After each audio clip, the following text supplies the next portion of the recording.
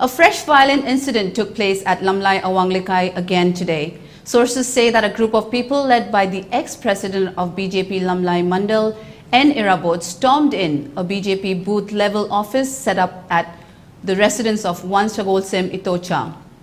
At that time, they were organizing a party meeting which was disrupted by the locals who declared there should not be any convention for a BJP president who doesn't even belong to the party. The locals were unhappy with ex-MLA KSH Biren as they believed he did nothing for the public during COVID-19 crisis and hardships. 3 vehicles parked out around the area were reportedly damaged. It may be mentioned that before KSH Biren joined BJP from Congress, N. Irabot served as president of BJP Lamlai Mandal.